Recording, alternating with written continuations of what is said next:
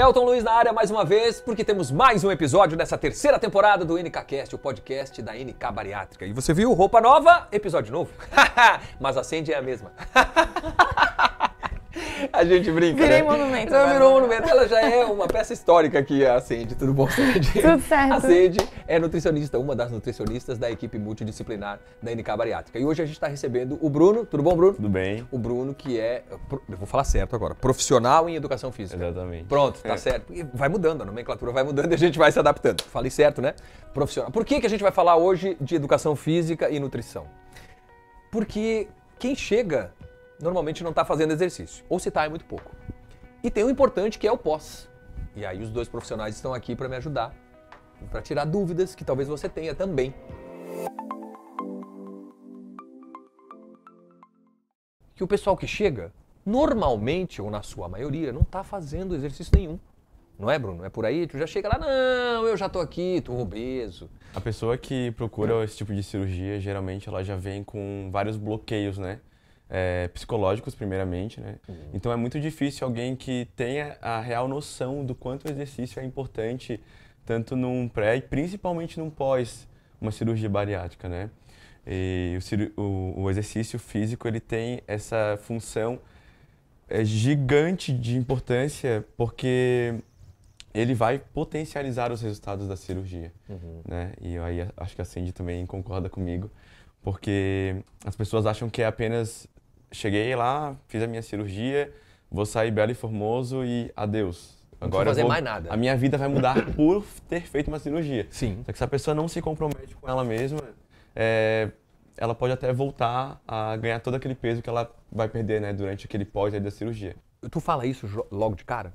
Da importância? A gente consegue mais ou menos ter uma noção, até pelo próprio histórico que ele vai comentando, né? De quantas dietas ele tentou fazer, se realmente ele já fez algum tipo de exercício. E ali no pré, eu sempre pergunto, tá, mas hoje você pratica alguma atividade física? E a maioria das respostas são não, né? E justamente, além disso, muitos deles têm problemas articulares, então dores articulares ocasionadas pelo sobrepeso. Exatamente. Aí é joelho, tornozelo, quadril. Coluna deve ser muito, né? E uma coisa que potencializa essas dores é a falta de massa magra no corpo. Me explica isso. Primeiramente, tá? Não vou nem falar sobre estética aqui, que eu acho que seria um dos últimos fatores que a gente poderia citar. Perfeito. Mas para manter a massa magra que o paciente vem no pré da cirurgia. Então, eu tenho pouca massa magra, mas ainda tem alguma massa magra porque ele precisa sobreviver, né? Para realizar as atividades da vida diária. Então, assim... Ela existe. Ela existe, tá, né? Abaixo da camada de gordura. Exatamente, mas ela existe. Então, essa massa magra que está existente ali é que está ajudando ele a desempenhar as funções do dia a dia. Correto. Como é uma cirurgia que é agressiva para o corpo, de alguma maneira, né? Eu preciso fazer com que esse paciente reduzir ao máximo a perda de massa magra. Porque quando tu faz uma cirurgia desse tipo, o teu corpo não consegue pensar assim, agora eu vou escolher somente gordura para perder. Sim. Junto ali com toda essa massa gorda, vai muita massa magra, vai massa óssea também, que é importantíssimo, né? Ah, é? Isso eu não sabia. Exatamente. O corpo não consegue ter uma diferenciação, né? Então, por que o exercício, onde que o exercício entra? O exercício é quem sinaliza para o corpo que, não, deixa a massa magra aí, no cantinho dela, tá? E começa a mobilizar só essa gordura. Só o que nós não queremos. Exatamente. Você viu que você precisa fazer exercício. Não adianta, não vai fugir. Ah, mas faz tempo que eu não faço. Não sei, é reeducação. Exatamente. Vai começar como se fosse uma criança aprendendo a andar de bicicleta, tá? Vai ser de novo, do zero. Só que o teu músculo, como é que diz que o músculo tem uma memória, né? A memória muscular. Ele vai lembrar em algum momento, tá? Quando o paciente ele vai fazer a alimentação pós-cirúrgica, devido à capacidade gástrica, né, ser muito pequena, diminuiu. Tu não consegue ofertar realmente a quantidade de alimento que ele precisaria. O que a gente chama de taxa metabólica basal, que é o teu corpo precisa de energia para sobreviver. Tantas de proteína, Isso, por exemplo, assim, para tu viver, respirar, dormir, conseguir contrair a musculatura para levantar da cadeira, sentar, pegar o copo, tá. Circulação sanguínea, tudo isso tu precisa de uma energia. Então, o teu corpo ele vai produzir essa energia para que tu consiga fazer as atividades e sobreviver, tá? Isso se chama taxa metabólica basal. A partir do momento que o paciente sai da cirurgia, ele não consegue atingir essa taxa metabólica basal, por causa da diminuição. Da redução, exatamente. Só que isso a gente já sabe e faz parte do processo.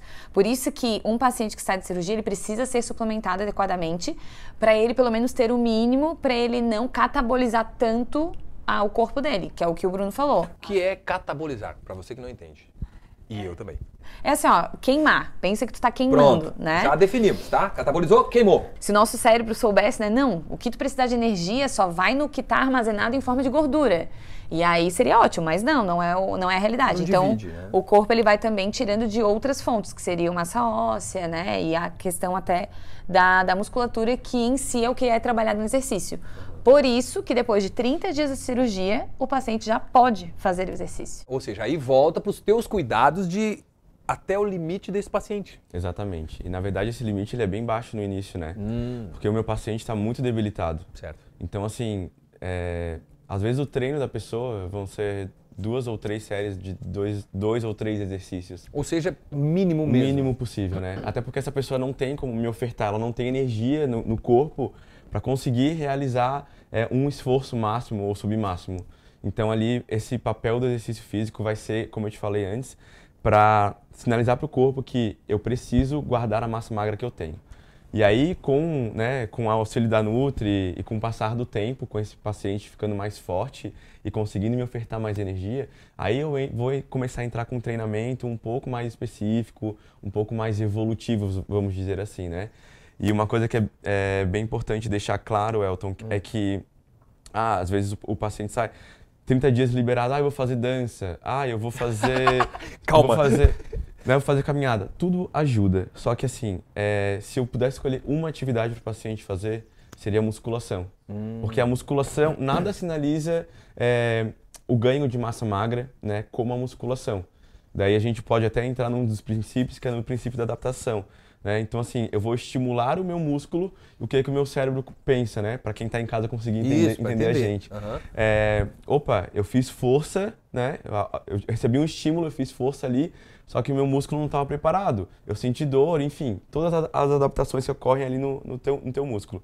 O que o teu corpo pensa? Eu preciso me fortalecer para que eu consiga, de uma próxima vez, se houver um próximo estímulo, eu esteja preparado. Exatamente, né? E aí acontece o processo de hipertrofia, que é o aumento na tua fibra muscular, né, do tamanho da fibra muscular, o processo de hiperplasia, que é o aumento no número de fibras musculares, ou seja, o teu músculo começa a crescer para se preparar para um próximo estímulo. Então, nessa preparação que o corpo vai fazendo, tu acaba perdendo essa massa de gordura, né? E mantendo e ganhando massa magra, que é o mais importante pra gente, né?